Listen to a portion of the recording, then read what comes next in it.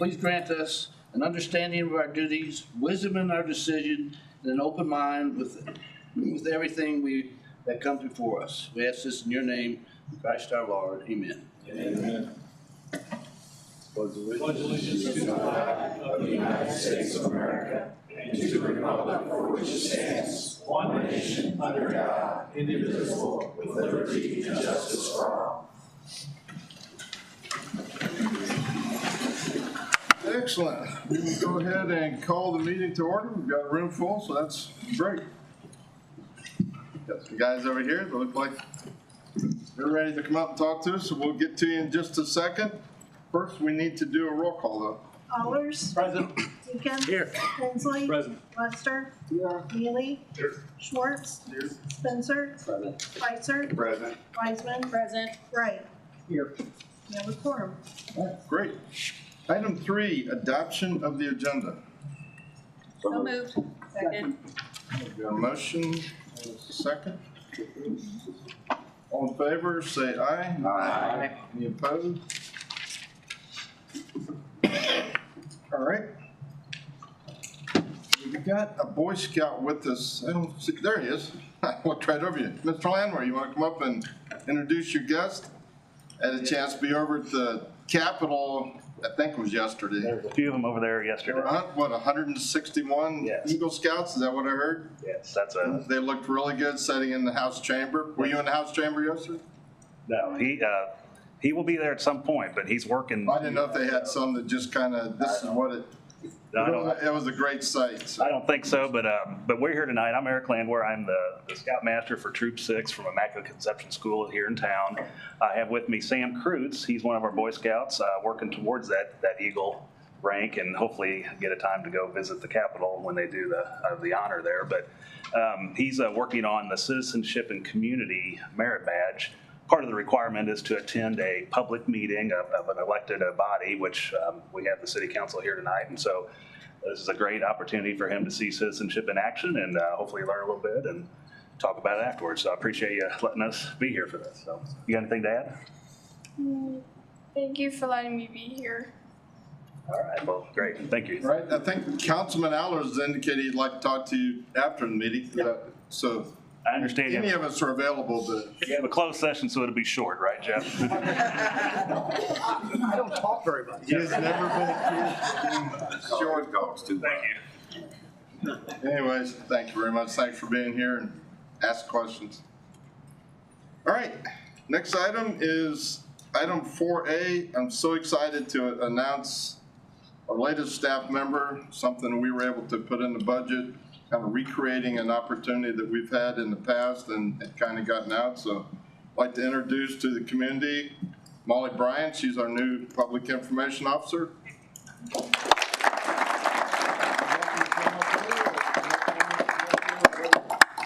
Welcome. Welcome to the staff. Yes. Thank you, Mayor, for the introduction. Good evening, council members. Good evening, everybody. I just want to say I'm very excited and appreciative for this opportunity to step into the role. I'm a very proud city employee, and I consider it a privilege to be able to communicate and connect with our community. If there's anything that you need from me or anyone in this room in Jefferson City, please contact me. So thank you so much. And we're sorry, Aaron. We took Miss Bryant from Parks where she was doing an amazing job, so we'll make it up to you somehow. Thank you very much. We're looking forward to it. All right, equally as exciting. Item B, we have our school superintendent, Brian McGraw, and I think he brought some friends with him. So if you guys want to come up to the podium, we'll turn it over to the superintendent. I'm the smallest guy in this bunch. So Council and Mr. Mayor, we appreciate the invite to be here tonight. This is the Jays 2023, the school year's Final Four team. They had a tremendous run all the way through the playoffs, district champions, eventually lost to the state champion, went down to McDonald County, 3+ hours away, long trip, stayed overnight, down 14-0 early in the game, battled back through adversity to get a clutch win in front of probably 2,000 to 3,000 people, none of them that were rooting for us other than some of the fans and parents that we brought. So we just appreciate the hard work that they did. Coach Wells did a fine job. Coach Dallas back there, leading them to many victories, and again, the district championship Final Four run. I think one of the most important things that I could say is after the McDonald County game, emotional game for both teams. This group of young men, we received multiple comments on social media about their character and how they treated people down there. They used words like class, great kids. They said, yes, sir, no, ma'am, to our staff. That's how a high school team should look. We're rooting for you in the next round. So I think they not only won on the field, but represented our community in a great, great way. So it's a tribute to their parents, their coaches, the teachers who teach them, the principal, Dr. Fisher, and of course this community where they've been raised. So we thank you for honoring them tonight. I'll have Coach Wells come up and maybe say a few words. But again, thank you for honoring them here. It's well deserved. They're great kids in the school, and we appreciate them being here. I'm Damon Wells. I was the head football coach this past fall. And I too want to say thank you mostly to the people of Jefferson City. During our run, we did have a number of home games, and the community support was overwhelming. It was awesome to see numerous messages from people within the community talking about how the days of old were kind of being felt a little bit. So that was pretty special for this group of boys to be able to bring such positive acclaim to our community. And again, mostly thanks to the boys for all of the hard work that they did. And they're everything that we hope young people should be in society today. That's it. You guys want to introduce yourself? You want to start, and we'll just go right down the line. Just tell us who you are and what grade you're in. I'm Cole Beckham, senior inside linebacker. Anthony Seneca, senior inside linebacker. Kane Fueling, senior outside linebacker. Brody Smith, senior offensive line. Jacob Wilson, quarterback, senior. Alex Holloway, senior outside linebacker and right tackle. Wade Rolling, senior center and nose guard. Josh Wilson, I play cornerback, and I'm a senior. Cantrell Jordan, senior running back, outside linebacker, I'm number 5. Zeke Dern, senior tight end. Ben Bates, O-line, senior. Ryan Tatson, senior wide receiver and safety. Okay.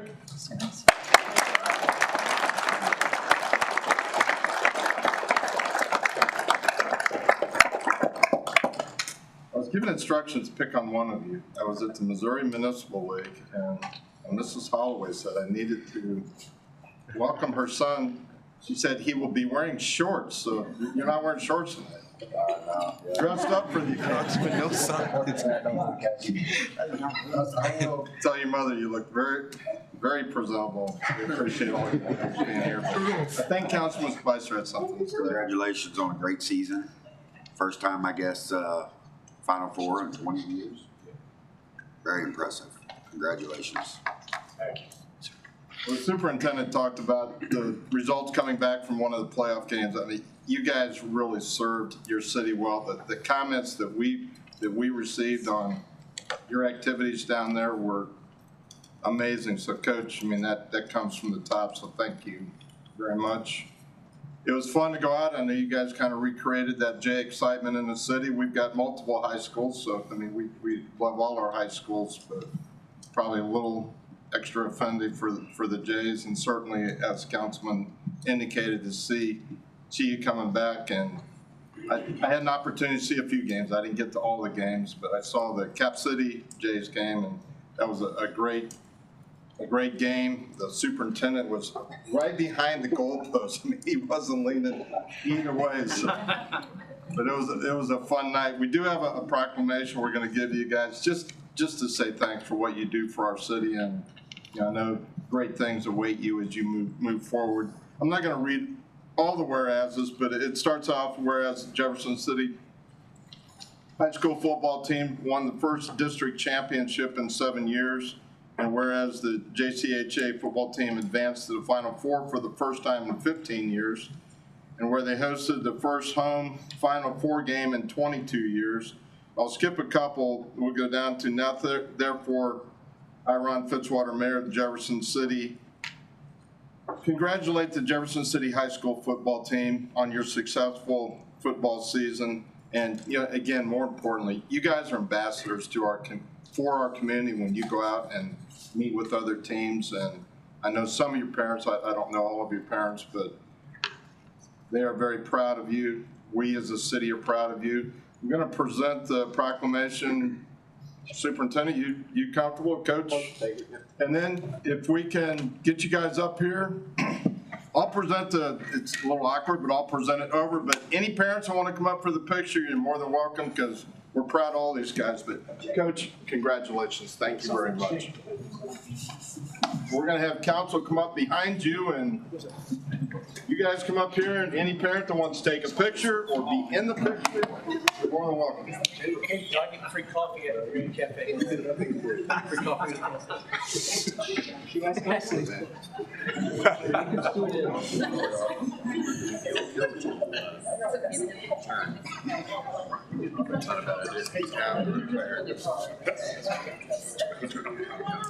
One, two. You guys smile with your teeth. Don't look tough. There you go. Thank you. I was not looking. Wait, guys. Smile at your parents.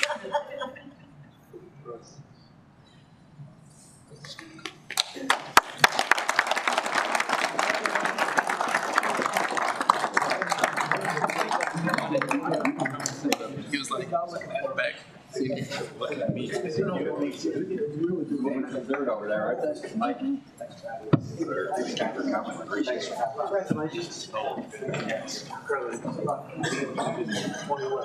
again, to the parents, thanks for being here. We appreciate all that they've done for the community. It was exciting to watch, again, all three of our teams. All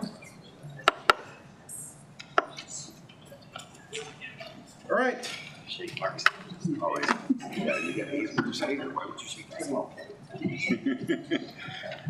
Superintendent's politicking, so we'll take a minute.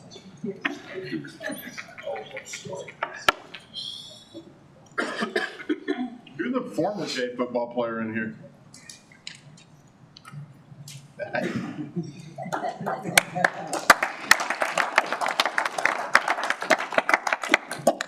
All right. 62.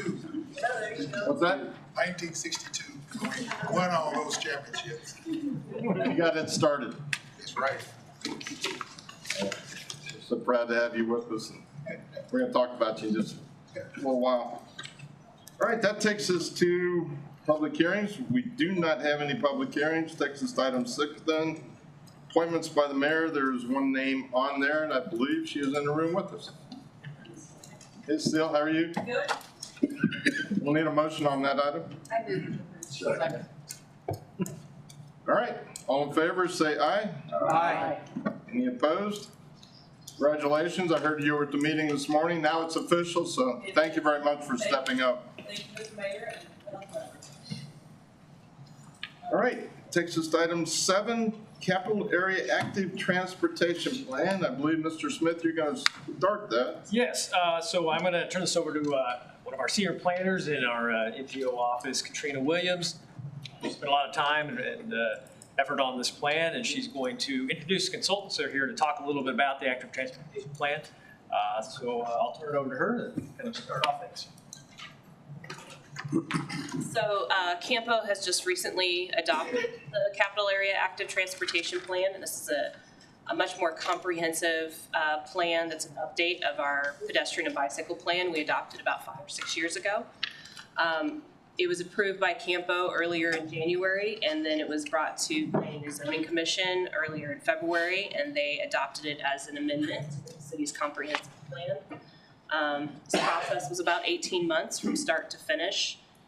We had a lot of really good public comment during that process. A lot of people came out, showed up for a lot of our events and meetings, and I know a lot of you all came to those, so we really appreciate that. The adopted plan is out on our website, on our Campo webpage, if anyone wants to go look at it and see what's in that plan. We are joined tonight by 3 consultants from Craft & Toll, which is the firm that worked on this document. We also had a sub-consultant, Lane Shift, both out of Arkansas. So we have Dave Roberts, Isaac Sims, and Julie Kelso, who is going to be giving the presentation on that plan. And I will turn it over to Julie. Thank you, Katrina. I appreciate it. And thank you all for having us here this evening. We appreciate your time. We have thoroughly enjoyed this process and working with the city staff. So with that, we'll go ahead and get started. Let's see. So our active transportation plan, our 2023 capital area active transportation plan covers a study area of Cole and Callaway counties, a portion of Callaway County, to include Jefferson City, Holt Summit, Wardsville, Taos, and St. Martin's. As Katrina already mentioned, that plan was recently adopted by both the Board of Directors for Campo as well as the Planning and Zoning Commission for Jefferson City. So this plan recognizes the fact that we need to address the needs of people who want to walk or bike, as well as those who need to walk or bike. And this plan seeks to address both of those. So we are looking not only at recreational capacity here, but also meeting a transportation need.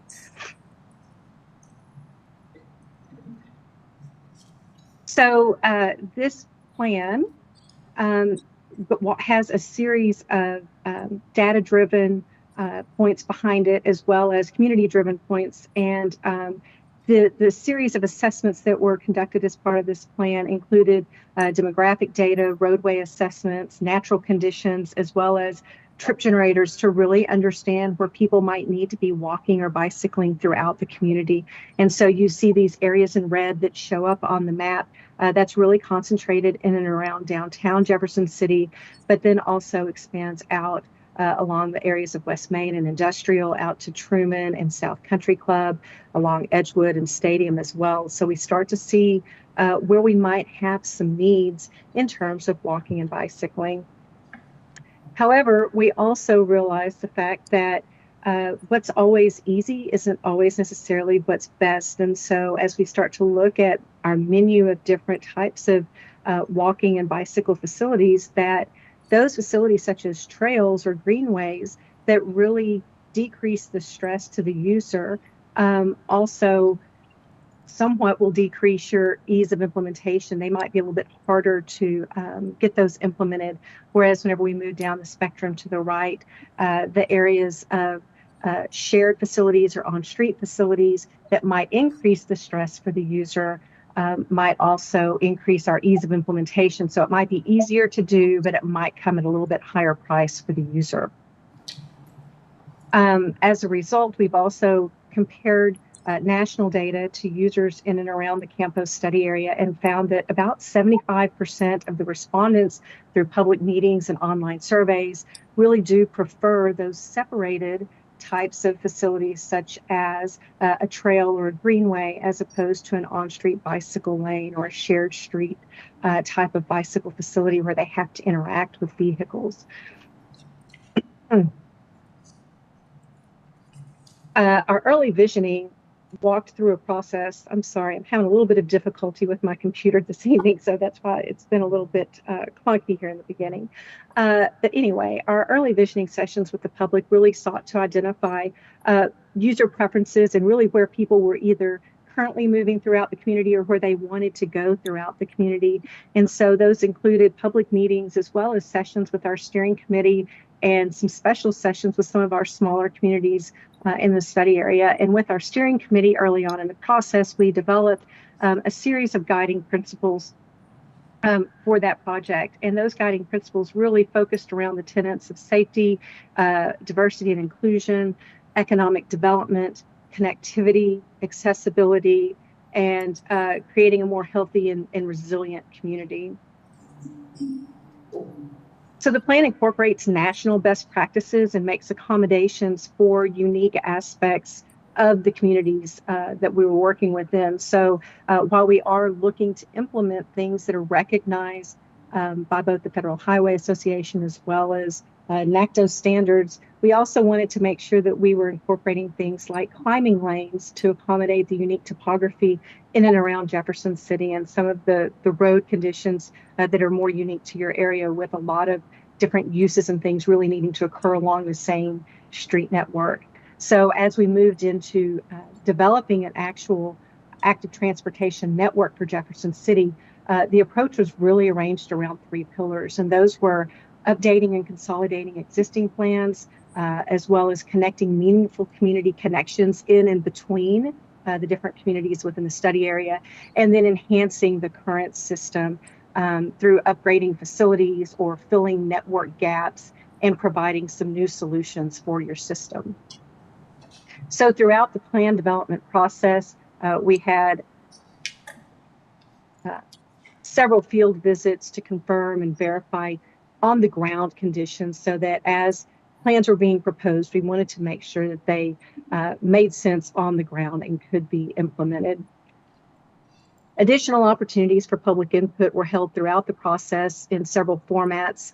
We conducted a series of workshops in which people could get out and explore the built environment on foot and really get a unique perspective for what things really contribute to walkability and what things can really pose barriers to walkability within the built environment.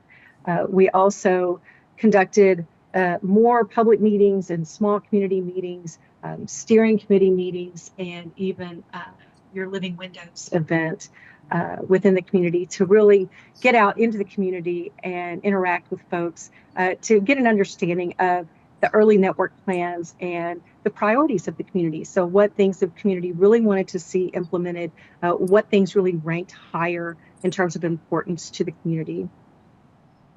So the resulting plan gives both regional connections, as seen in these darker green lines, as well as some major and minor local connections throughout individual communities. A lot of attention was given to Jefferson City. Obviously, it's the largest community, both in terms of population and land area, but then also how we connect from Jefferson City out to each one of the neighboring communities and through the county. Each one of these segments, we had about 238 individual network segments throughout the bicycle and pedestrian components of the plan, and those were packaged into 3 to 5 mile connected segments. So that came down to about 69 different project packages, each one about 3 to 5 miles in length. And those combined 8 different types of facilities for bicycling and walking. And then each one of those individual packages was then scored based on a series of prioritization criteria that was identified by the public and voted on in terms of what things were the most important this community wanted to see. And then those were placed into some 5 different prioritization tiers. A similar exercise was then conducted for the pedestrian-only network, so sidewalks, and then we've added in the layers of these greenways and trails connectivity as well. Those were then pulled out for the sidewalk-only component in terms of priority projects. So in addition to your current sidewalk ordinance and practices there, we identified some areas where we had some priority connections that really needed to happen in terms of sidewalks. Those were also grouped into project packages really based on location and proximity to neighborhoods. And then those were also scored and placed into 5 different project prioritization tiers. And so then the result there was a complete network. Now, this is not just Jefferson City alone. This is the entire Campo planning area. So we had about 98 miles of multi-use facilities like trails and greenways. We had about 29 miles of priority sidewalks, about 17 miles of on-street bicycle lanes and things of that nature, and then about 267 miles of shared on-street facilities. So really, as we move into a little bit lower traffic areas, we can really focus in on those shared street opportunities. And then about an additional 23 miles of longer range facilities that might come online as additional road connections and such are made that were specifically identified throughout the plan. In addition to that, near the end of the plan, we really focus in on each local community and provide some more detailed local plans that also show the tiers, the prioritization, and the phasing for each one of the communities. So Jefferson City happens to have about it's a series of about 5 or 6 different subdivided areas as well. So you can really zoom in and get that added layer of detail. And so that's just a quick overview of the plan. As Katrina mentioned, it was approved by the Campo Board of Directors in January and then by the Planning and Zoning Commission in February. And we're very pleased with it. We're very pleased with working with the staff on this project. They've been fabulous, and I know that Katrina has really put a lot of work into it in terms of getting the word out and making presentations throughout the various communities and really moving the project forward. So with that, I will close, and I'm happy to answer any questions. Thank you very much. Any questions? Well, done a great job. I don't see any hands. Thanks for being with us. Thank you. I appreciate it. And I'll just kind of piggyback on what she said, just kind of thanking staff and recognizing the work they did to kind of pull this across the finish line. It's a big project, taking a lot of work in. I'd also recognize David Bangy in Public Works, spent a lot of time with that, as well as Eric Barrett too. So they did a really nice job with it. All right. Takes us to item 7B, and I believe Councilwoman Wiseman is going to get this started for us. I am. You don't even have to introduce yourself. I know. Okay, it's so weird being on this side, but Mayor and council members, I thank you to Councilman Schwartz. I have the opportunity to introduce the crew of the USS Jefferson City tonight. I've had the opportunity to meet the chief of the boat, Frank Cook, a couple times. I think first time was in November of 2021 when I went to Hawaii, and I was able to get a tour of the sub. And just so you know, this is the namesake sub that we partner with, and they get to come to Jefferson City and tour and do some work recruiting. And so anyway, I got to go visit, and I can confirm that they have colors from Jefferson City High School in the boat. I can't confirm if they're Helias colors or not because I didn't go there. Sorry, you'll have to go. But it's been a great partnership. I've really enjoyed getting to know Frank, and it's been really fun. Anyway, he's brought a couple guys with him, and if you guys would want to come up here and introduce yourselves.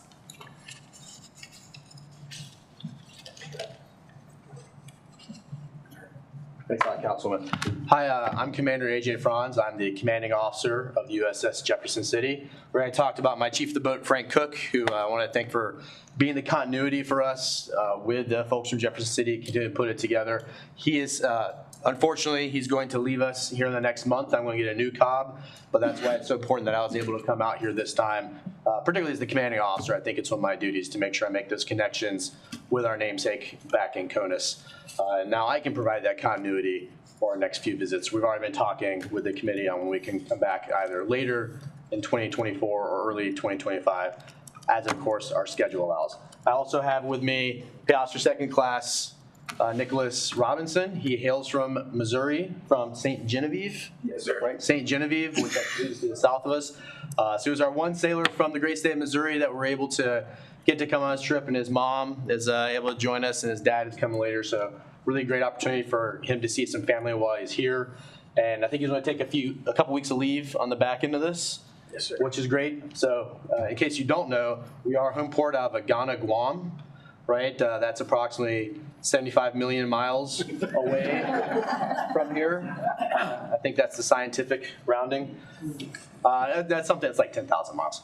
So it is where America's day begins. It was about a 23-hour travel to get here last night. So we're all still going strong, unfortunately. So I apologize if we flag a little bit. But I just want to say, first of all, thank you for the hospitality we've received thus far from Jefferson City. It was our first day. We got to go to the police department. We went out to Hitachi, met one of the big business leaders out there. Got to go to the dairy, Central Dairy, right? And they forced me a banana split. It was delicious, but now I need new khakis. So it was really great. And one thing I want to leave you with is that to make sure that you understand what my mission is out there and what our submarine forces mission is out there, and that is to preserve the peace through our deterrent posture out in Guam, to be able to respond to crisis when necessary, and finally to decisively win our nation's wars when called upon. So that's what we work on every single day. out there in Guam on the front line, the 911 response for our joint force. And these guys do tremendous work out there. It's not easy work. We are away from our families quite a bit.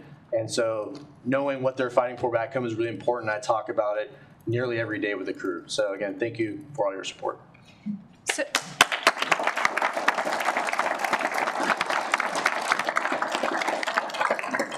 So Mayor, what he forgot to mention was that they've also gotten several citations. I believe, was it presidential citation? I thought you meant by the police. No. They've gotten awards. No, they've gotten awards for work that they've done, and so they're really doing great work out there. So you've got some other really cool guests in the audience. You want to introduce the other folks out here? I know the guy back there. Yeah, I know that guy. I'm Aaron Wiseman's husband. We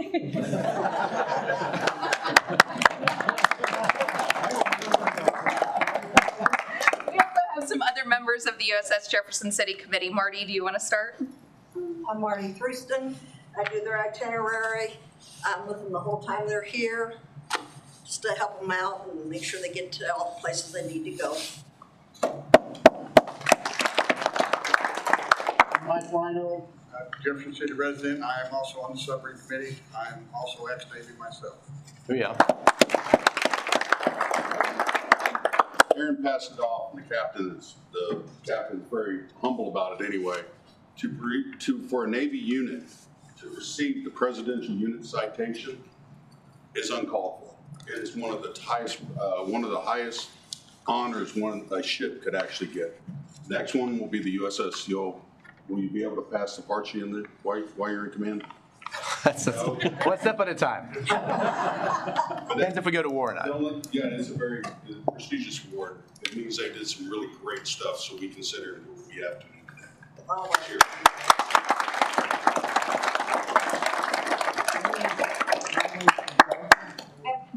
Hi, everybody. Patrick Bono. I've been on the commission for about 10 years. And by all means, if you have any ideas as to what we can do with this crew next time, please let us know because we're always open to good stuff. Looks like you have a pretty full. We've got, I'm sorry, Councilman Schwartz. Councilwoman Wiseman, I was supposed to do the introductions. However, the amount of time she spent with this committee, I think, is amazing. I think it's kind of a testament to her and her integrity. These folks are, obviously the tip of the spear for our military. I was at a Ducks Unlimited event on Saturday, and I have a friend that graduated from the academy who became a Marine. And I was telling him about it. He's also the chief of staff for our lieutenant governor. And he's like, well, who's the captain? And I told him your name, and he looked it up. He goes, those submariners are just different people. And coming from a Marine, I think that's a lot of respect. So I just wanted to share that with you, and thank you all for coming. Thank you. Bringing my nickel back real quick. Absolutely. Before you go, because I want you to have the last word. We did bring you something. This is a photo of the Jefferson City to you and the City Council. So you can put it out in your display case or something there. Thank you very much. Thank you. We received that on behalf of the council. And then finally, just so everyone's tracking, February 29th, big day, right? What's February 29th? Leap day. It's Leap Day. It is also the commissioning day of the USS Jefferson City in 1992. So on February 29th this year, it's a leap day, so we'll be celebrating either 32 years or 8 years, depending on how you do your math. So I would like to personally invite you all to Guam. We are having a birthday party. It will be on the beach on base. We'll have a barbecue. We can go scuba diving, snorkeling. It's fantastic. It's about 85 degrees right now. Unfortunately, they'll be on your own funds. But I would love to see you there. Councilman Allers. Can we foot that bill by getting money out of the parking fund so that we can? As usual, Councilman, you are out of order. Anyways, Councilwoman. Yes, ma'am. We need to recognize Andy Leonard. Oh, he's a liaison for our. Sorry. Andy Lander, I'm a former crew member now. 1995, I came here to visit Jefferson, Missouri with the crew. And when I got out of the Navy, I liked it so much I moved here and started my family and have been here for 20-some years.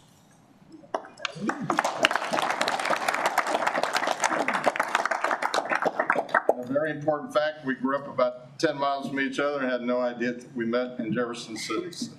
I also discovered today that the operations officer at Hitachi is a plank owner of the USS Jefferson City. Wow. So they're everywhere. Councilwoman, if you would stay there just a second, we've got a proclamation. I'm going to come around and hand them to you individually. As council knows, I don't usually read all the proclamation. I am going to read down to the therefore, and then I'll come and I'll read them individually because they're customized. But proclamation says, whereas the USS Jefferson City SSN-759 was commissioned on February 29th, 1992 in Norfolk, Virginia. So you can't get us up to Norfolk? It's got to be in Guam? That's where the submarine is. So. Well, that's probably important to have. Yeah. Anyways, let me go on. Whereas in April of 1993, she was given her home port of San Diego, California to join Submarine Squadron 11. And whereas the USS Jefferson City submarine was sponsored by Mrs.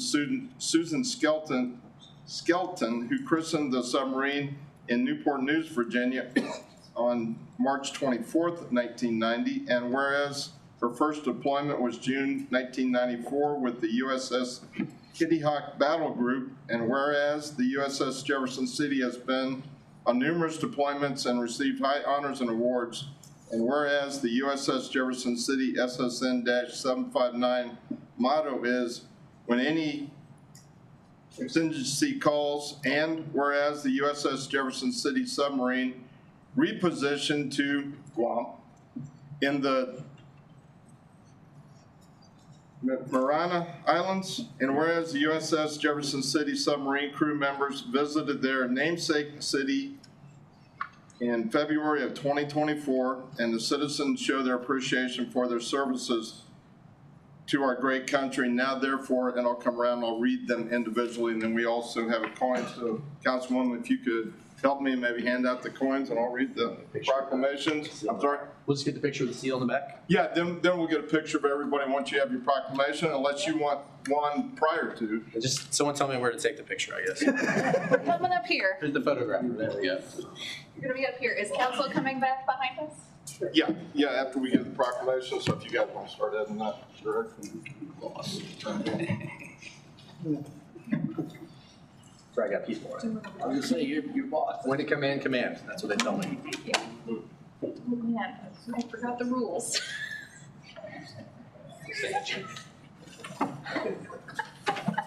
So this one is now therefore, I, Ron Fitzwater, Mayor of the City of Jefferson, do hereby express my appreciation for the service of the USS Jefferson City SSN-759 and honor you as the commanding officer and your commitment to our country, and proclaim February 22nd, 2024 as Alexander J. Franz Day.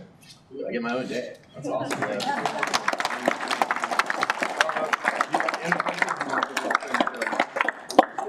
Let's do everyone.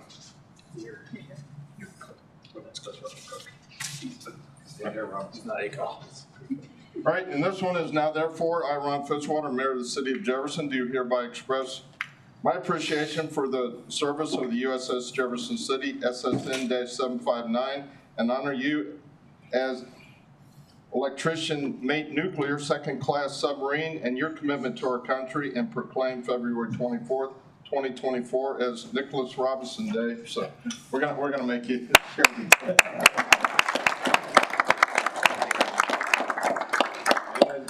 Now, therefore, I, Ron Fitzwater, Mayor of the City of Jefferson, do hereby express appreciation for the service of the USS Jefferson City SSN-759 and honor you as COB and commit for your commitment to our country, and proclaim February 23rd, 2024 as Frank Cook Day. Thank you.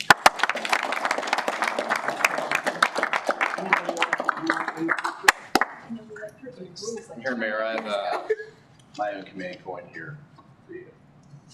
Thank you. All right. thing up there for Frank Day. Jack? Tell Christina she has to celebrate Frank Day.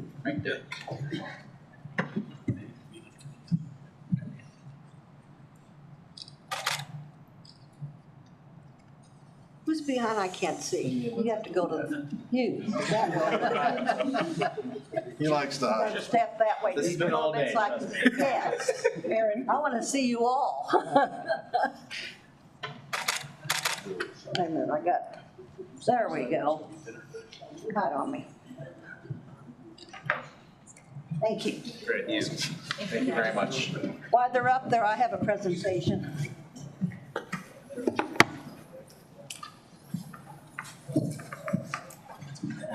This is from the U.S. Jefferson City Subcommittee. We wanted to give you guys a jacket. And it's got the patches from the police, fire, EMS. Sheriff. And sheriff, yes. Awesome. So this is yours. Thank you. It's very cold here, so that's appreciated. Yeah. Bring jackets. Thank you. There you go.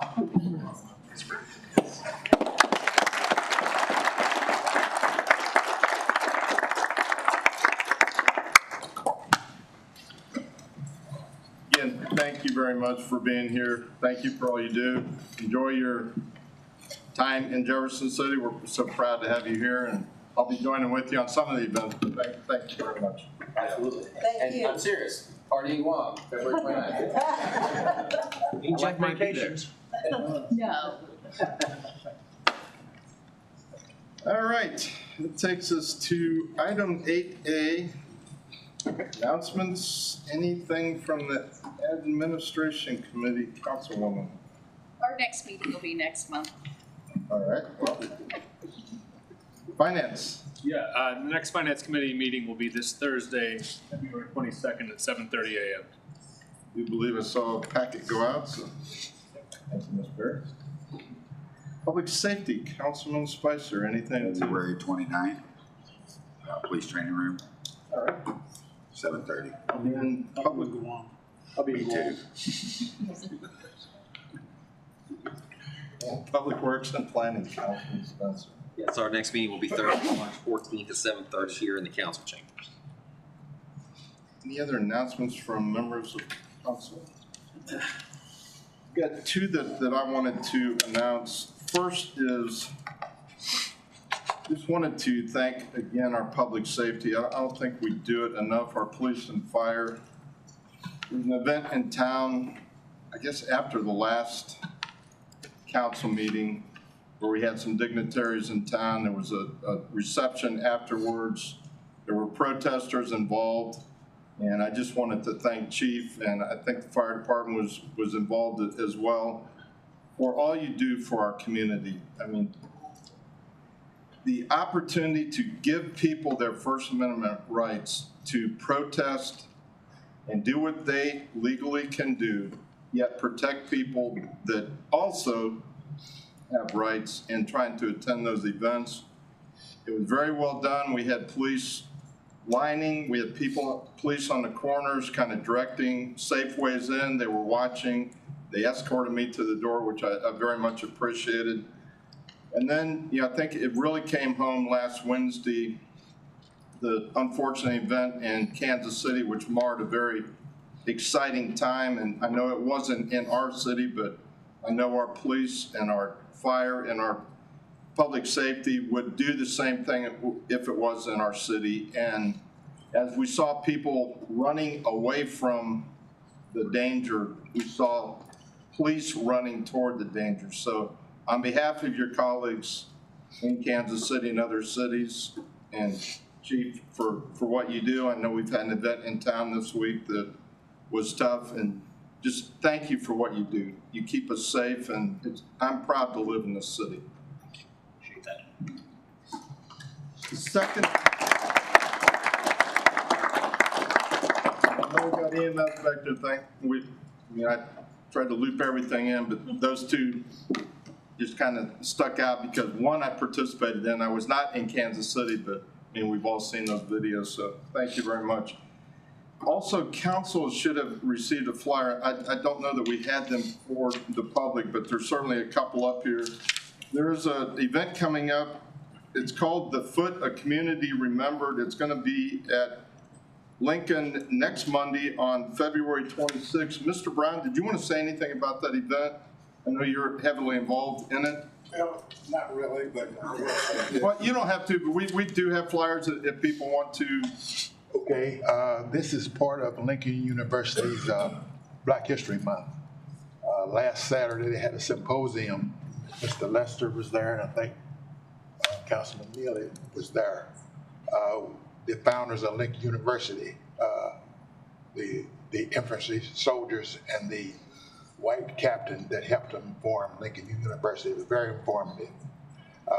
This one here will be on segregation, where we lived during segregation, then urban renewal, and then how we had to integrate into the system. So I'd like for everybody that could come out and see it. It's going to be very interesting. Thank you. Thanks. Again, I've got a flyer here. There's a couple of flyers, but I'm sure it's being promoted. I had seen it. radios. Yeah, the radio. So I've seen it in other places. So if you want a copy, we've got a couple up here. If not, we'll make sure that the information is out there. I'd just like to say that was a great event. It was at Poly, and Poly Auditorium is totally remodeled, and it's beautiful, and I urge people to go to the event. The one they had last week was very educational. The play was great about early establishment of Lincoln. Just encourage everybody to take advantage of this opportunity. Great. Any other announcements? Football story, right quick. Absolutely. 1962, we were in Lebanon, Missouri, played a football game at 7 o'clock at night. Beat them 52-13. Got on the bus. No, went to the shower. Coach said nobody takes a shower. Everybody on the bus. We drive back from Lebanon, Missouri to Jefferson City to turn on the lights and practice that night for 1 hour.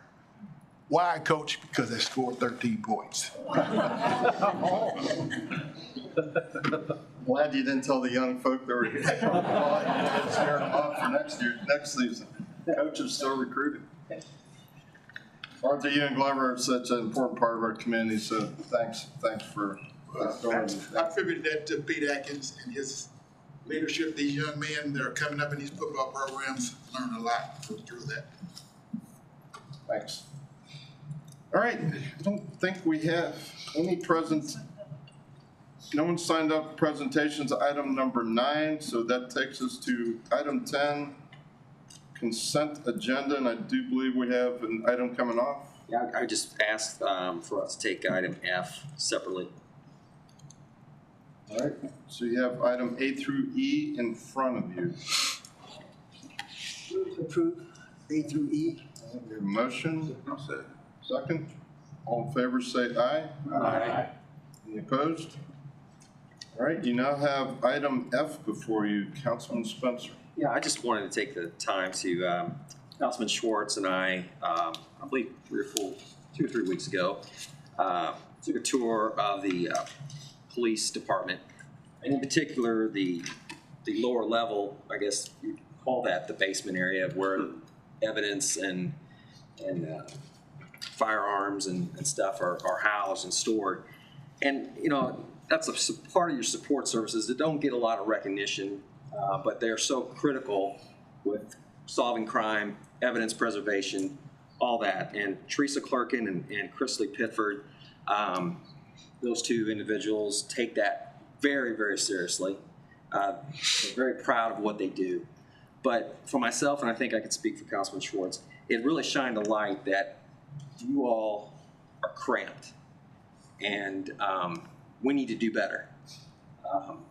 That police, that station was designed in the late 70s, and your department has changed tenfold. We have women officers now. It's time to put that as a highlight project because we need to do better. And, I just, again, thank you for those individuals that take evidence collection and storage very seriously, and we really appreciate it. Thank you, I appreciate that. So do you have an action on item F? I would move to approve. Second. We have a motion, second. Any other comments? All in favor? Aye. All right. Item 11A, bills introduced 2023-077. An ordinance of the City of Jefferson, Missouri, authorizing the mayor and city clerk to execute an agreement with SAT Construction LLC in the amount of $2,194,115 for the 2023 line sanitary and storm pipes project. Thank you.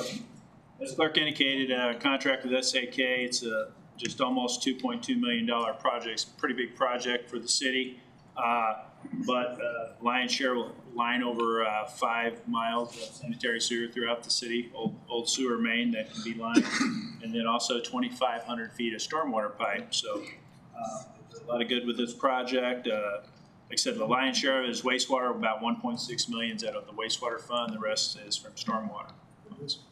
Happy to answer any questions. We've worked with this company in the past. Any questions? All right, seeing none, we'll go to 2023-078. Ordinance of the City of Jefferson, Missouri, authorizing the mayor and city clerk to execute an agreement with Sam Gaines Construction Incorporated in the amount of $335,475 for the Southwest Boulevard and Lafayette Street crosswalks project. Right. Yeah, thank you. This is a enhancement grant project, an 80/20 project that would enhance crossings of the Greenway on a couple city streets on Southwest and on Lafayette Street. Obviously, the goal is to improve the safety of those crossings, heavily used Greenway areas, and basically we would add lighting, striping, some bump out type islands, that kind of thing, and improve the ADA access as well. Any other questions? 2023-079. An ordinance of the City of Jefferson, Missouri, authorizing the mayor and city clerk to execute an agreement with Premier Demolition Incorporated for the demolition of the dangerous structure known as the Saddle Tree Factory, located inside of the city-controlled section of the MSP site, addressed as 102 North Chestnut Street. Mr. Seth. Yes, thank you, Mr. Mayor. So, yes, this bill is going to authorize essentially the demolition of the Saddle Tree factory at the MSP site, use of our $2.1 million community revitalization grant, which is a 50-50 grant to allow the demolition of this structure.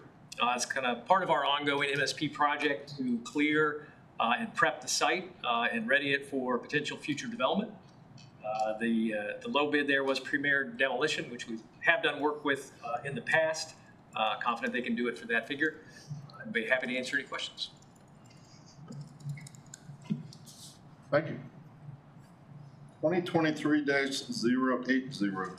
An ordinance of the City of Jefferson, Missouri, authorizing the mayor and city clerk to execute a $108,256.87 contract with Wireless USA for the installation and maintenance of door access controllers and breeders.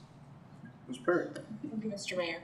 This contract would allow for the replacement of the current door controllers that are currently at the end of life.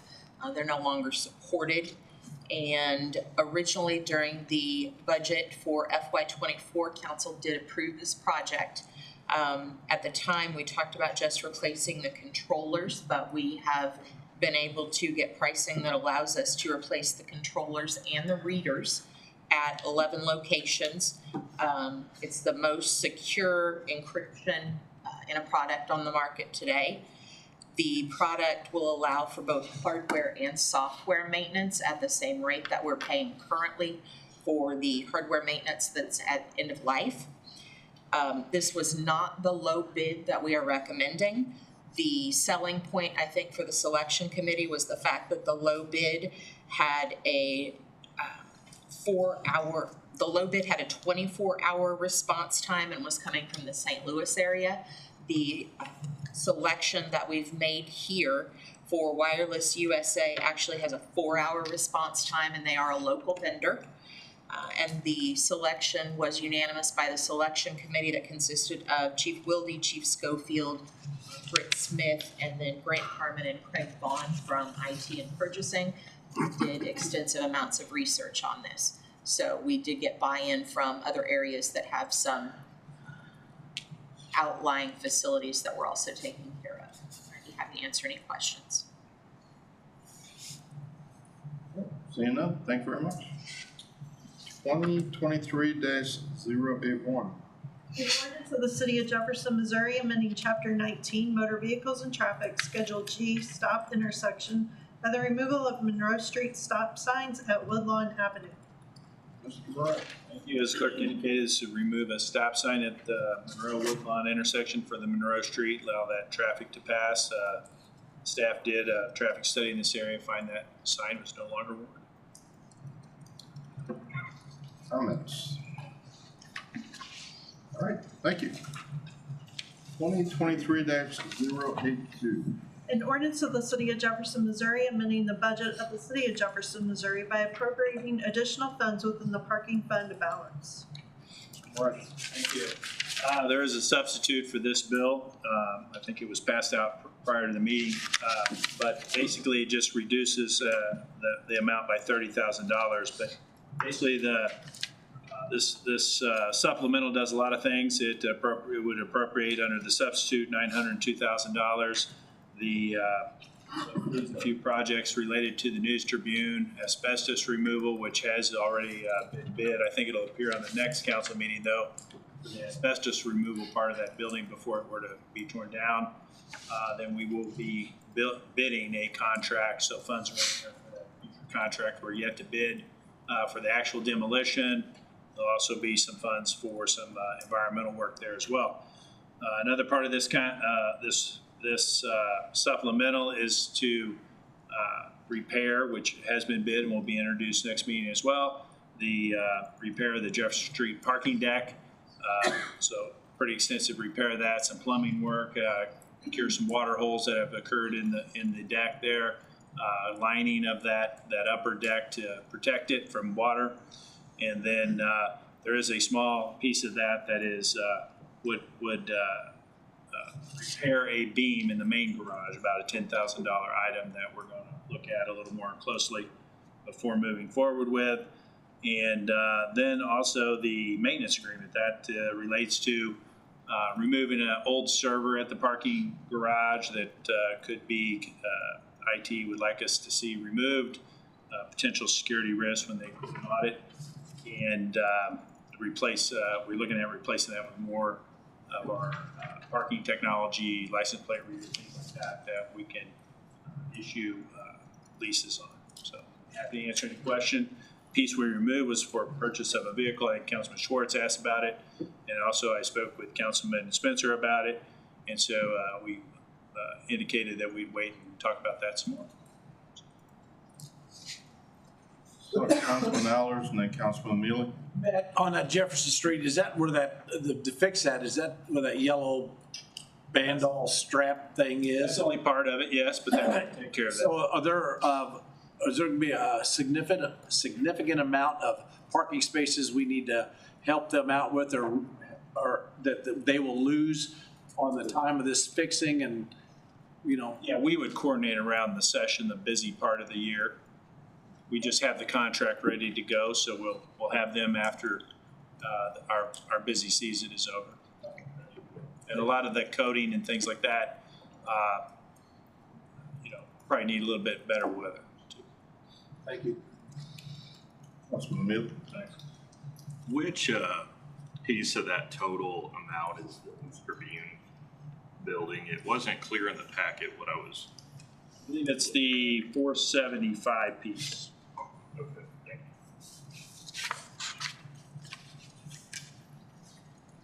you. All set? All right. Thank you very much. Bills pending, none. Informal calendar, nothing. Resolutions, resolution 2023-45. A resolution selecting Garfield Public-Private LLC as the city's lead development partner for the city's conference center, hotel, garage development project. Mr. Molman, and I know you have some guests here, so. Yeah, so thank you. So this resolution would approve Garfield Public-Private as the city's lead development partner for the 200 block of East Capitol for the conference center, hotel, and garage project. If the council recalls, the Jefferson City Regional Economic Partnership was requested to issue a request of qualifications. JC Rep then evaluated and reviewed statements of qualifications that came in from that RFQ, made a recommendation of Garfield Public-Private to this body as Garfield as the lead development partner. This is passed through the administration committee, who has sent it to the city council for action. I will turn it over to Mr. Luke Holzschneider of JC Rep.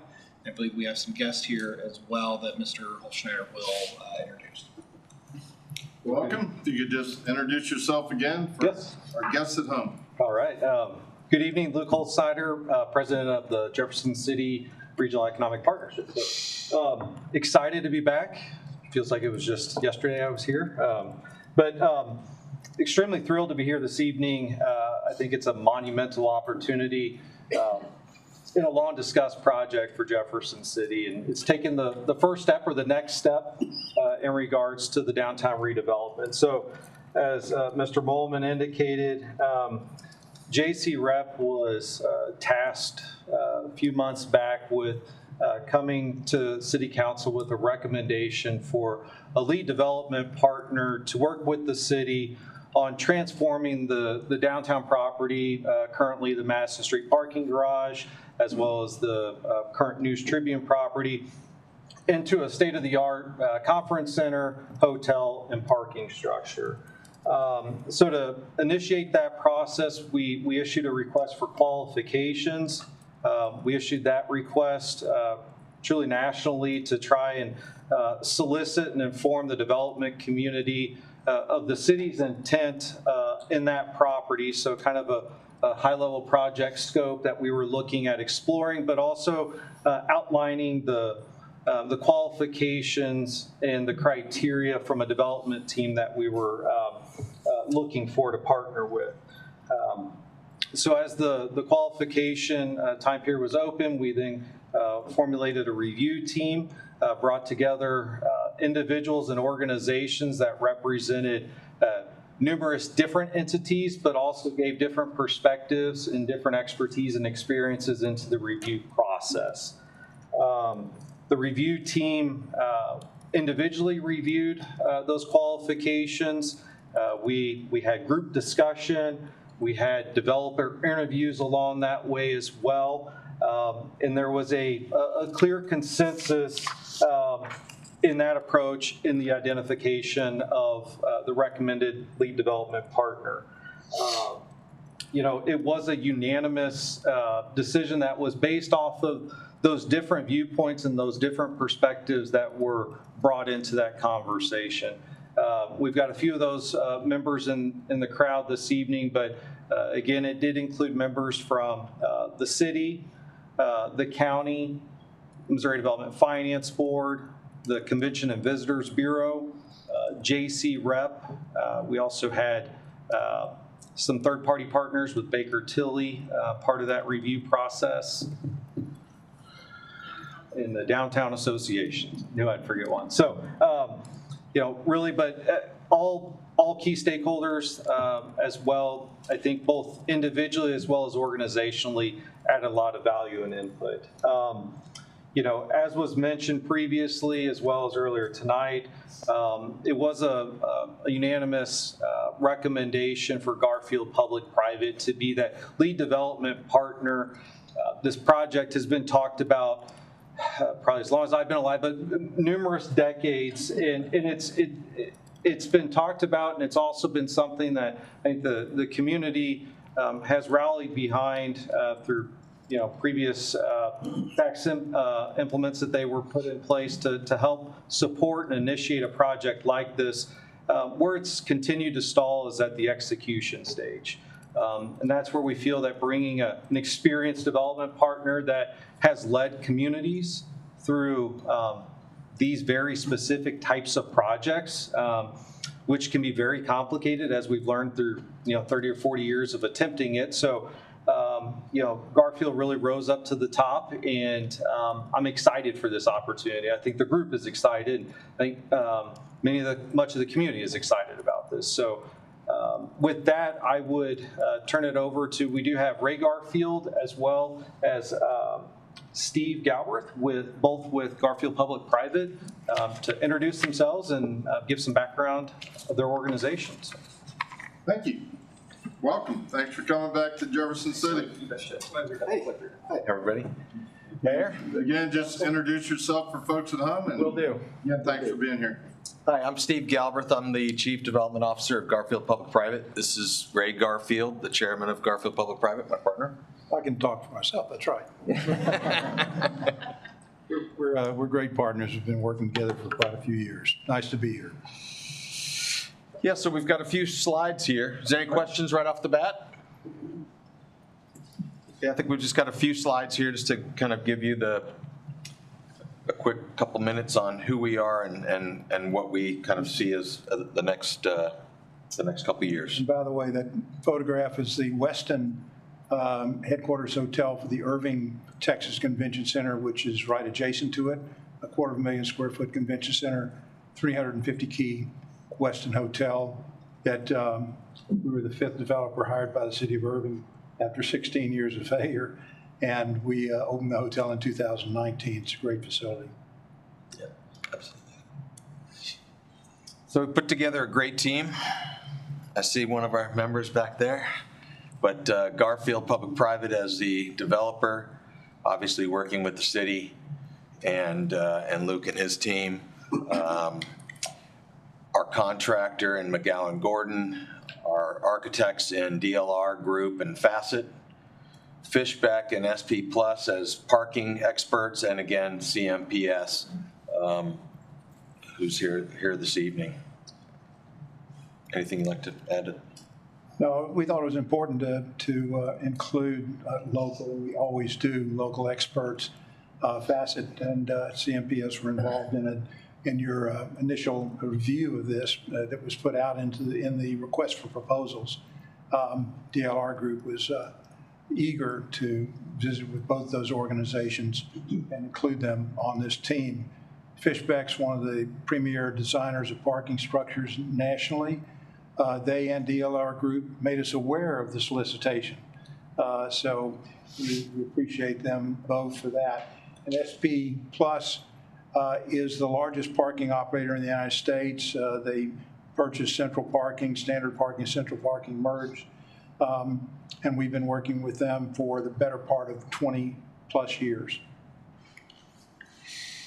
So we are a national development firm, 27 years old. We have 19 out of 20 deals that we do are in partnership with cities, counties, state agencies, universities, school districts, airport authorities, with their public, private undertakings to deliver important infrastructure for our public clients. We've delivered well over $2 billion during the past quarter of a century, done another $4+ billion in consulting and planning services. And I guess we've become best known for doing convention hotels or conference center hotels, airport hotels, and so forth. And that's a representative description of many of the developments that we've had across the country, from Los Angeles schools to St. Joseph's Hospital's parking structure in Patterson, New Jersey, the Sheraton Convention Center headquarters hotel for the Commonwealth of Puerto Rico, and the 3 gray ones are the ones that we delivered this past summer. All but one of the hotels that we've developed over the last 25 years are structured as not-for-profit ownership for our public clients with tax-exempt funding, which makes them much more feasible to operate under a much less burdensome capital structure. You see the Overland Park, Kansas Sheraton as well. up there. Yes, one of the first tax-exempt hotels we developed was the Overland Park Sheraton Hotel and Convention Center in Overland Park, Kansas. I'm sure many of you have stayed there from time to time. Steve, go ahead. Yeah, so we live in Dallas, but we've done over 20 hotels, thousands of hotel rooms, and again, almost 500,000 square feet of meeting space. Almost every hotel we do is a full-service hotel. So, and our team's experience as well. DLR Group has 1,400 employees. They've done 836 hospitality design projects over the last 20 years. They're the number 4 hospitality firm in the nation. They've been in business for 57 years, and we've done multiple projects, multiple hotel projects with DLR. Gowan Gordon, again, they've done $1.2 billion of work in the design build category. They've done 2 million square feet of hospitality projects, and they've been 51 projects over the last 5 years, and they have a regional focus here in the area. Both of the teams are involved in numerous projects within the region and the area as well. So we're really here to help craft a destination to promote economic development, and we are the ones that really help put this all together as a fiduciary to the city. Here are 4 of the hotels that we completed. The Westin, as I mentioned, in Irving, Texas, and Las Colinas, which is home to about 40 Fortune 500 companies. It's a suburb of Dallas. The Sheraton Puerto Rico, by the way, that's how Steve and I met. Steve was the designer, was 23 years an architect with RTKL and RTKL, and designed the Westin Sheraton, the Sheraton Hotel in Puerto Rico for us, and then joined us about 9 years ago as our Chief Development Officer. The Overton Hotel and Conference Center was done for both the City of Lubbock and Texas Tech University, and trains the students at Texas Tech that are in the Hospitality and Restaurant Majors program. And there you see the Sheraton Overland Park Convention Center. It's probably familiar to many of you, just a couple hours up the road. Yep. And these 4 are the 3 of them we just delivered this past summer.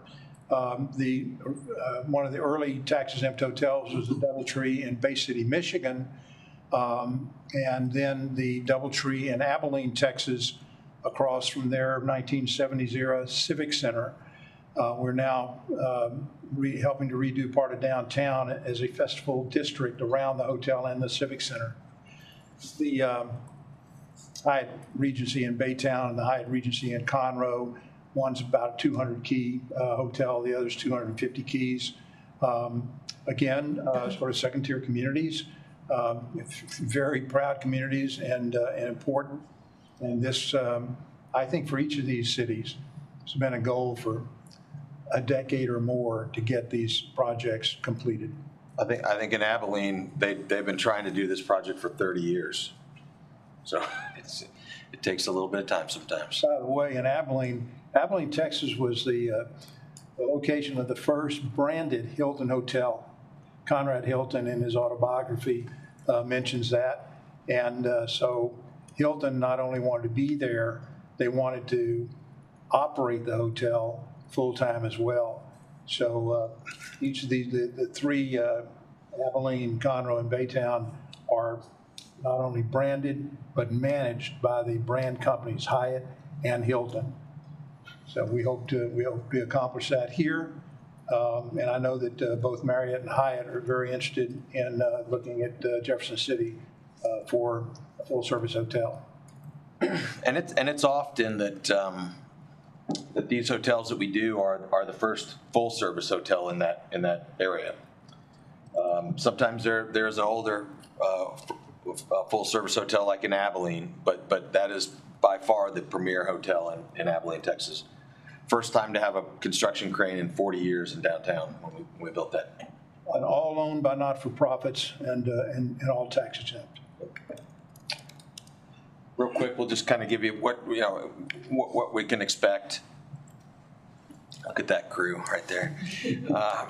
So you know, look, there's a handful of things that are going to happen over the next couple of years, but just to let you know, it all starts with studies. So we're going to start off with hotel studies. We're going to figure out the market. We're going to figure out exactly how big it should be. We're going to figure out the brand. We'll do all that together. We're also going to do parking studies. We're going to figure out exactly the ratio that works for all the kind of pieces of that parking garage. We're going to then interview all the key users and the stakeholders. We're going to work with all the groups that we've talked about with Luke and his team.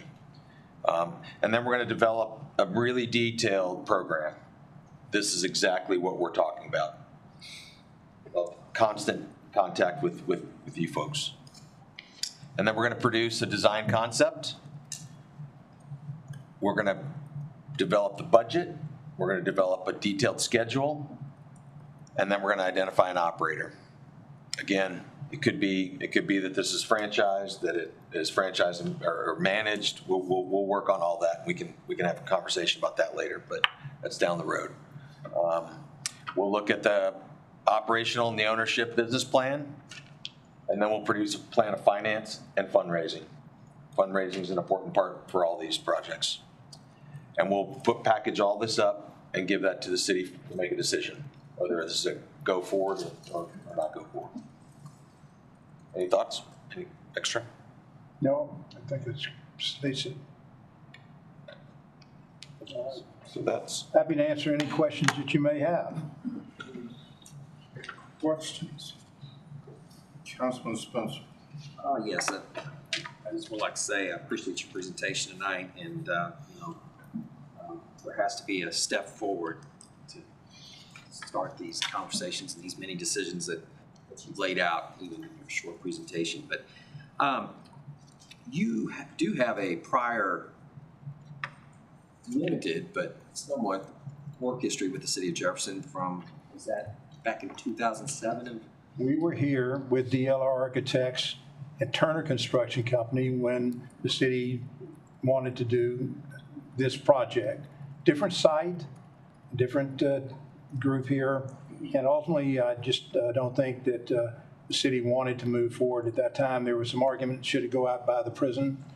Should it be in the downtown area? We did a lot of work for about a year, but ultimately no decision was made at the time. So when the new solicitation came out, we were eager to try again. Well, and I think you hit on it that it's always come down to three issues: location, location, location. And I think we have that box finally marked off, and we're excited about the potential. I hope that we can infuse local talent and local investment as well. And I appreciate your already early stages of reaching out with CMPS, who has a great reputation in our community as well. That brings some credibility. So thank you for your praise. Yes, sir. Other questions? Councilman Lester? I understand you have seems like a rather aggressive timeline of a couple of years. How confident are you to do it in that time frame? So, look, the RFQ had a deadline in there. I think it's doable. I think it's aggressive. We're going to work our hardest to keep getting, what we need from you guys and get responses back in a quick way. These projects take a few years. There's probably almost 10 months to a year of design and pricing before we can break ground. And then from that point, you're probably talking 20 months, 22 months, 24 months to build it, depending on how far down we have to go in the ground. So it's all gonna kind of settle on the parking.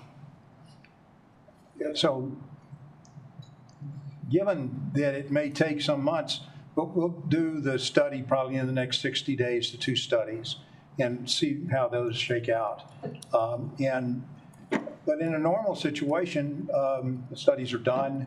It still takes us probably 5 to 6 months to negotiate just the arrangement with our municipalities.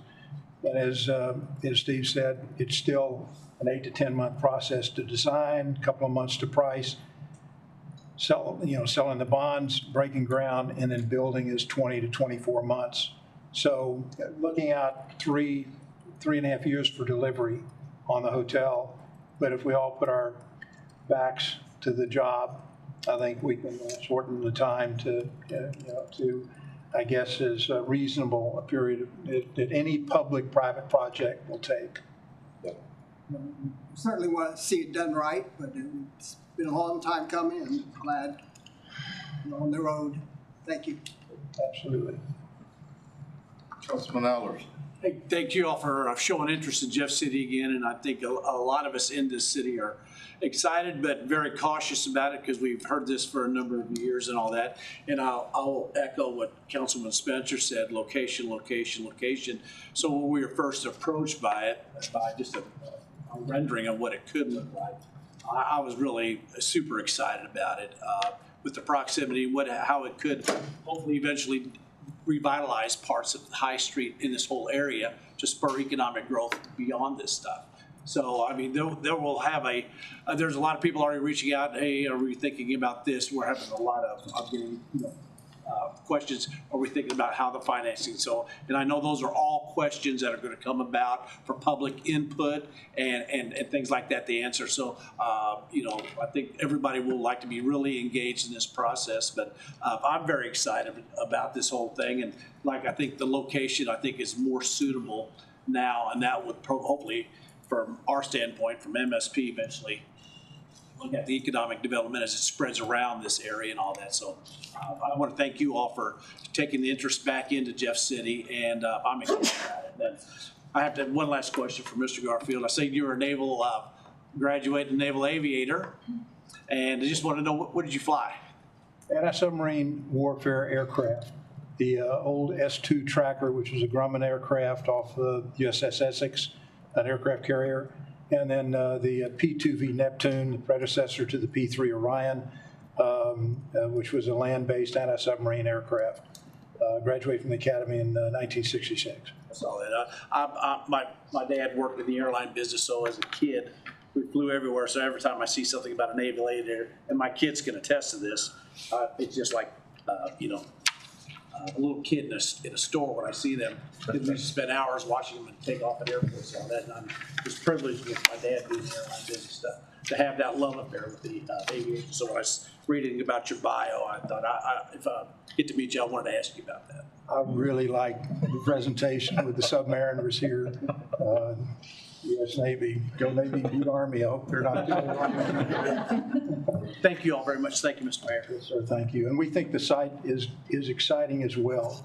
Diagonally across from the governor's mansion, a couple of blocks from the Capitol building, downtown, really restoring a major block in downtown is going to help all the businesses around it. It's an economic generator. We think this is a much better site as well.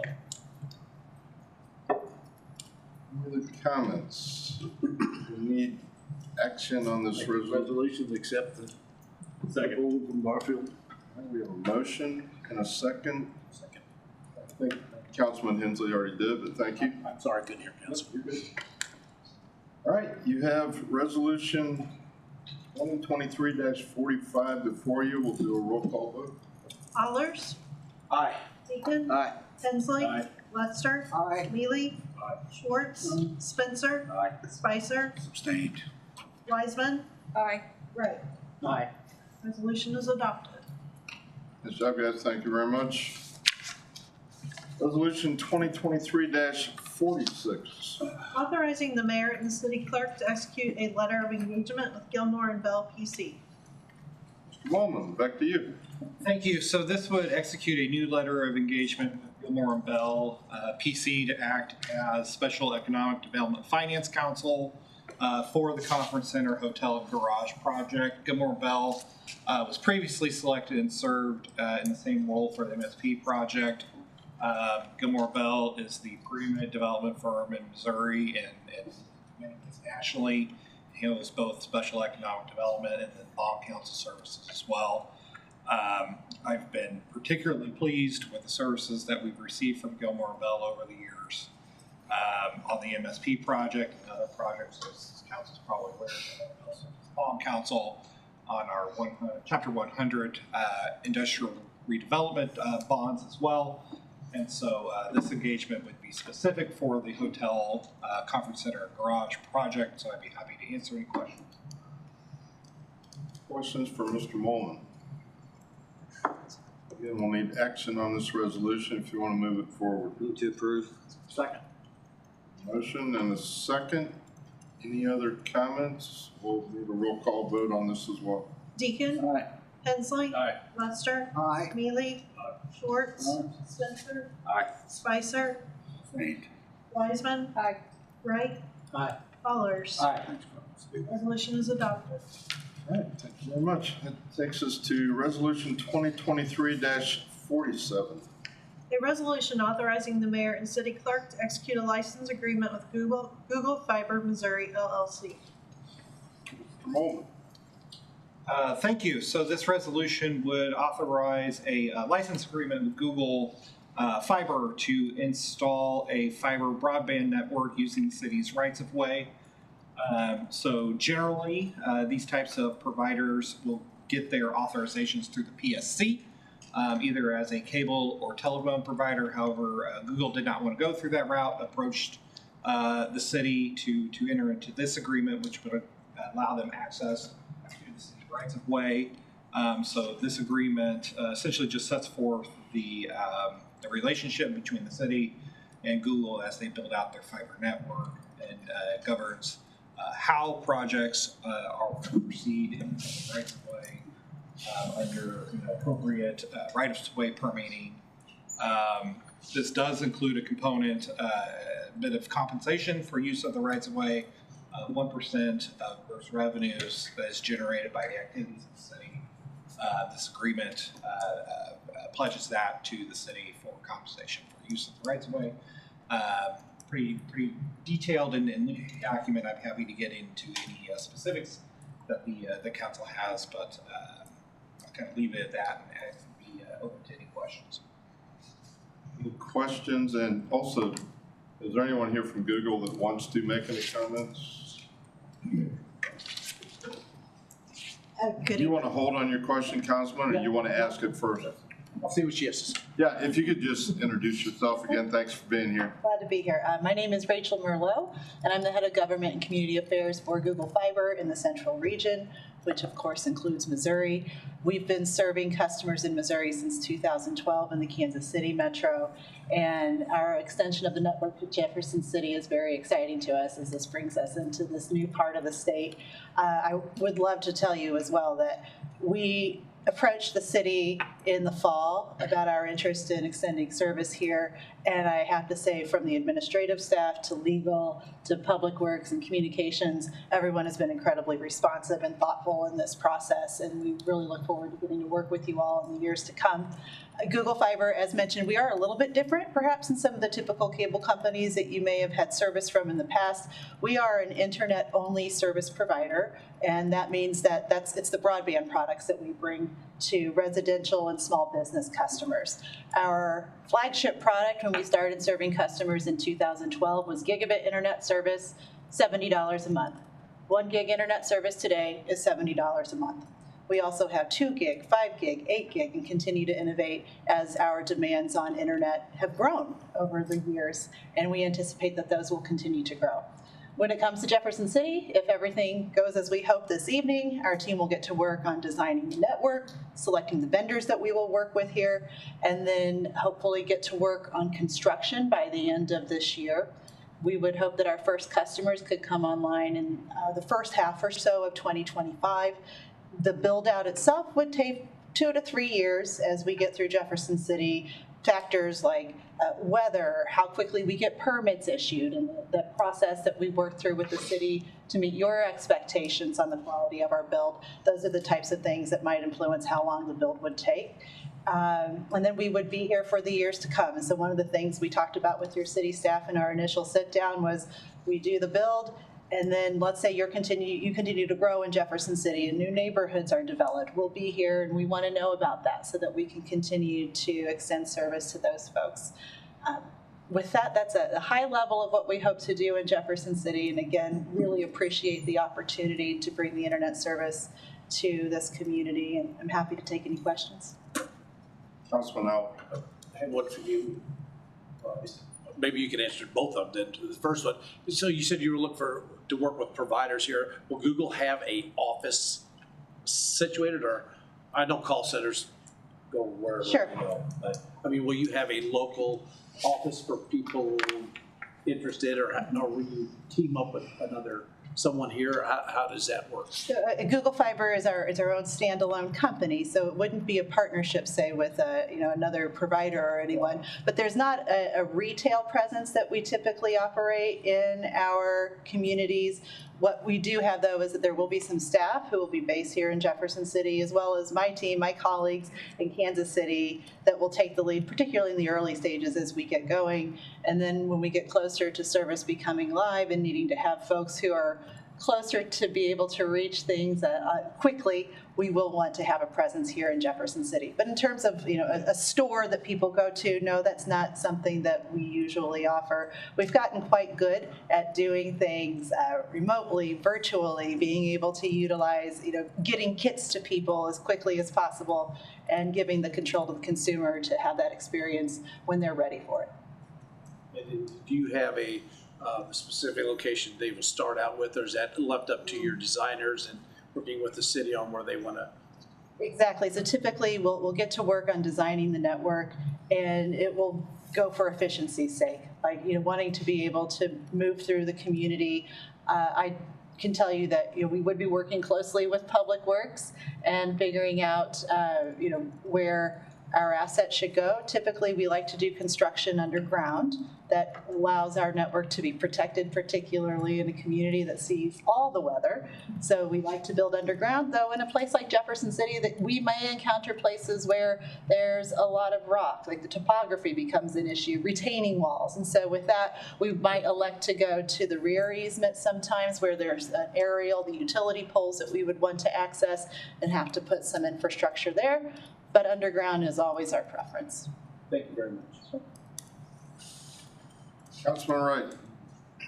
What are your plans, if you know them right now, as far as putting any emphasis on the unserved and underserved areas of Jefferson City? We have lots of spots all over within the city limits that are in that category. So we believe that this is a place that is ready for competition and choice. And I can tell you that we want to extend the network past as many addresses as possible. Typically when we're looking at, we haven't designed yet, so I couldn't tell you for sure. I can't promise you any particular neighborhood will be served. What we do encounter sometimes, there are issues with density. So for instance, in Kansas City, there are places that technically fall within the city limits of Kansas City, but there's no density, and it's a barrier for us, frankly, right now. So those sometimes are factors that we come up against, but at this early stage, it's not something that we have mapped out. From a digital equity perspective, though, that's something that I take the lead on in my role in community affairs. When we look at our community impact investments, we're looking for organizations who know your communities best that we might be able to support, whether it comes to making sure folks have access to quality, reliable internet services, devices that they might need, skills to be safe and successful online. Those are the types of partnerships that we have invested in our Google Fiber cities across the country. So it's not just about offering choice and new service, but it is also about how do we work with those community organizations to raise digital equity across your city. Councilman Spencer. Yeah, just a couple questions. I can comment really. I think our partner with JC Rep might have some data with that we did, I think, a study a year and a half, 2 years ago about some broadband and what have you, so there might be a resource with that. But, we get a lot of calls with what we call right-of-way disturbance. Sure. Yes. And so can you kind of give us some assurances that you take care of the right-of-way and that the customer is going to be satisfied with after, the product, it's laid down in the right of way that. Understood, yes. I mean, construction is disruptive. It is a big construction project that we're talking about here. The way it works is for when we go into a neighborhood, we do pre-construction notices at each door. So typically that's a door hanger that tells them Google Fiber construction is coming through your area. You're going to see our crews working in city right-of-way. Here's a 24/7 phone number that you should call. We want those phone calls to come to us because that allows us to open a ticket, track them with our vendors who are responsible to addressing those concerns within a certain window of time. We understand there will be cases where a resident might prefer to call their city council representative, and that's what I am here for. And you'll say, Rachel, can you please call Mr. Wright and address this, or let me know that you actually put the door hanger there.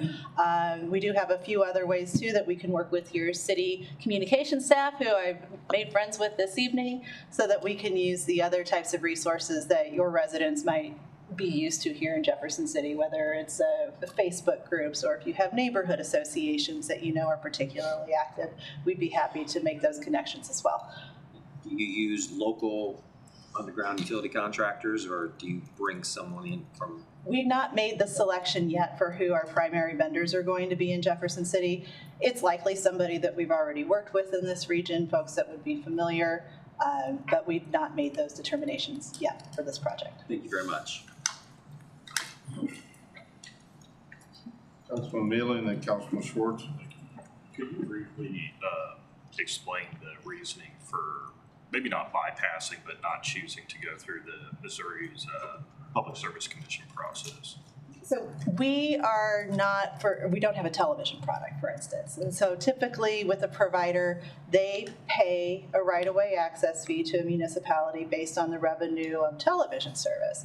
We don't have that. So that's why we negotiate directly with the municipality to offer the percentage of revenue based on all of our broadband products. And that's what the city is going to be compensated for. So we don't have that same type of an agreement with the state that other providers might have. We also don't have a telephone product that some of the old telcos would have been regulated under some of those laws across the state. So Google Fiber is a little bit different as a broadband-only provider. What the agreement is that we have presented to Jefferson City mirrors the agreements that we have with the other Missouri municipalities. There are 17 of those agreements that have been executed to date in Missouri. Councilman Schwartz. I would just, if there's no other questions, I'd like to move to approve. All right. You have a motion and a second. Any other questions? Roll call vote. Hensley. Aye. Lester. Aye. Mealy. Schwartz. Spencer. Spicer. Wiseman. Wright. Allers. Deacon. Resolution is adopted. Thank you very much for being here. Thanks. All right. We have no items under 15. Item 16, nothing. Item 17, you do have closed session minutes that you need to act on. I move to approve. A motion and a second. We need to do a roll call vote on those. Lester. Aye. Mealy. Schwartz. Spencer. Spicer. Wiseman. Wright. Allers. Deacon. Hensley. Motion passed. All right. Was no new business identified within.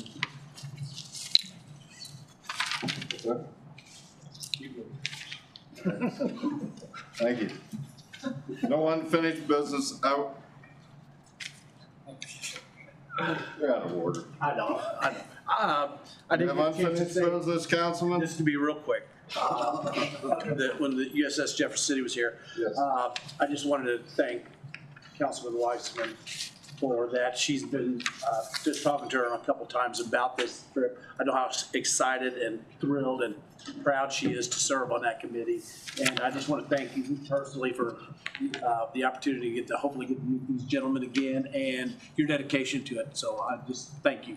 Just to be clear, Councilman Schwartz is the liaison. He just graciously stepped aside and allowed me to do this today. So, Would you like to say some nice words about that? Councilman Schwartz, I respect your.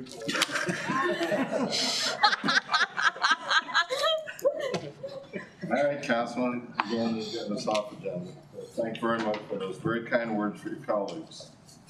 Thanks to the folks who come in. It's really not on the agenda either, but thank you very much for all the work that you've done, Mr. Holtznader, on the project. We're excited to take this next step, so we appreciate you coming up from Texas and from around to be with us. We do have we need a motion to adjourn and to go into close. I'm going to ask the Donaldson to read the action item. The chair will entertain a motion to adjourn the public session and pursuant to section 610-021 of the revised statutes of Missouri, go into closed session to discuss the following: attorney-client privilege, section 610-0211, and negotiated contracts and sealed proposals, section 610-0212. So moved. We have a motion and a second. Do a roll call vote. Neely. Schwartz. Spencer. Spicer. Wright.